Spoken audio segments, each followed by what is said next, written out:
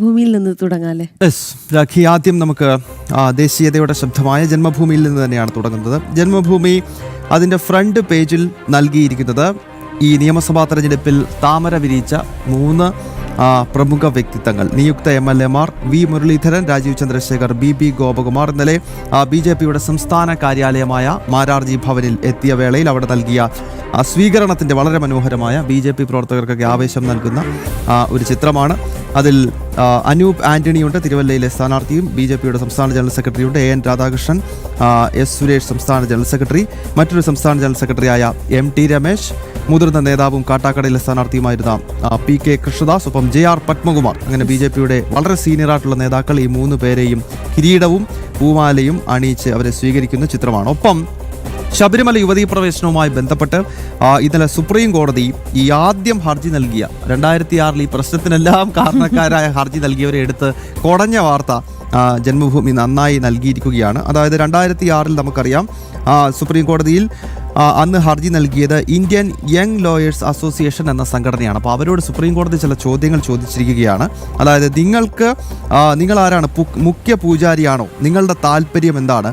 നിങ്ങളുടെ കാര്യം നോക്ക് എന്ന് ജസ്റ്റിസ് BV നാഗരത്ന പറഞ്ഞിരിക്കുന്നു. അതായത് എന്തിൻ്റെ അടിസ്ഥാനത്തിലാണ് ശബരിമല ക്ഷേത്രത്തിൻ്റെ ആചാരങ്ങളെ പറ്റിയോ അനുഷ്ഠാനങ്ങളെ പറ്റിയോ അല്ലെങ്കിൽ ശബരിമല ക്ഷേത്രത്തെ പറ്റി ഒന്നും തന്നെ അറിയാത്ത നിങ്ങൾ എന്തിനാണ് ഇങ്ങനെ ഒരു ഹർജി നൽകിയത്? യഥാർത്ഥ അജണ്ട എന്നത് കോടതി ചോദിക്കുകയാണ്. നിങ്ങൾ എന്തിന് ഹർജി നൽകി? നിങ്ങൾ പൂജാരിയാണോ? അല്ലെങ്കിൽ നിങ്ങളുടെ ആവശ്യം എന്തായിരുന്നു എന്നൊക്കെയുള്ള വലിയ വിമർശനം ഒരർത്ഥത്തിൽ പറഞ്ഞാൽ എടുത്ത് കൊടയുകയാണ് ഈ ഹർജിക്കാരെ. കാരണം ഇവർ കാരണമാണ് ഈ പ്രശ്നം മുഴുവൻ ഉണ്ടായിരിക്കുന്നത്. അപ്പോൾ ആ വാർത്ത വളരെ പ്രാധാന്യത്തോടെ എന്തായാലും ജന്മഭൂമി നൽകിയിട്ടുണ്ട്. മറ്റ് വാർത്ത ചാനലുകളും പത്രങ്ങളും ഒക്കെ അത് കാര്യമായിട്ട് നൽകിയിട്ടില്ല.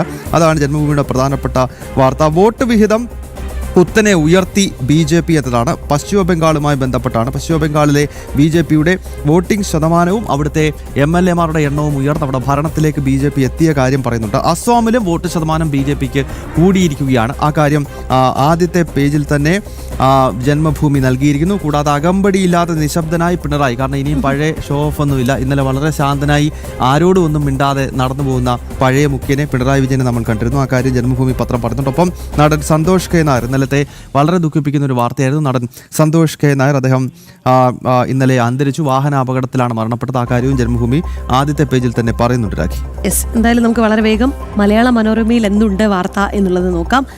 പ്രധാനപ്പെട്ട വാർത്തയായി മലയാള മനോരമ നൽകിയിരിക്കുന്നത് 3 അതായത് VD സതീശനോ രമേശ് ചെന്നിത്തലയോ KC വേണുഗോപാലോ എന്നുള്ളതാണ്. എന്തായാലും ഈ മണിക്കൂറിൽ പോലും അതിനുള്ള ഒരു ഉത്തരം ഇനി എപ്പോൾ കിട്ടുമെന്ന കാര്യത്തിൽ പോലും ഒരു ഉത്തരമായിട്ടില്ല എന്നുള്ളതാണ്. ആ വാർത്ത ഇങ്ങനെയാണ്: കോൺഗ്രസ് ഹൈക്കമാൻഡ് നിരീക്ഷകർ ഇന്നെത്തും 3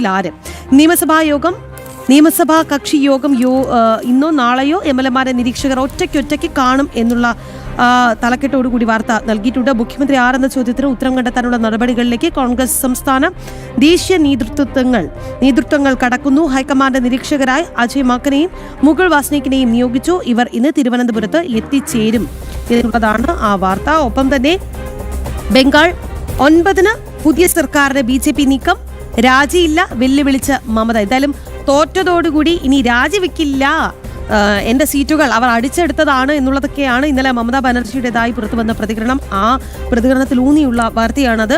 അമിത്ഷായെ മേൽനോട്ട ചുമതല ഏൽപ്പിച്ച് BJP.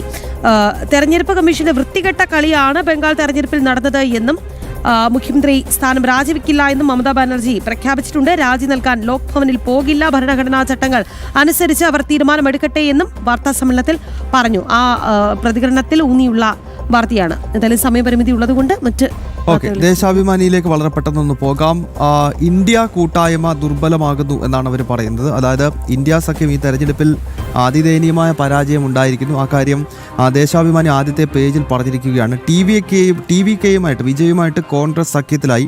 അതൊക്കെയാണ് CPM-നെ ചൊടിപ്പിക്കുന്നത്. കാരണം എന്താ, CPM-ന് അവിടെ ഉള്ള സീറ്റ് പൂട്ടിച്ചു ആൾക്കാരെല്ലാം കൂടെ. അവിടെ ഉണ്ടായിരുന്ന സീറ്റ് CPM-ന് തമിഴ്നാട്ടിലില്ല. ഇപ്പൊ കോൺഗ്രസ് എങ്ങനെയെങ്കിലും ഒന്ന് അധികാരത്തിന്റെ ഭാഗമാകാൻ അവിടെ ശ്രമിക്കുമ്പോൾ അതിനെ CPM വിമർശിക്കുകയാണ്. ഇവരൊക്കെ രസകരമാണ് വാർത്തകൾ.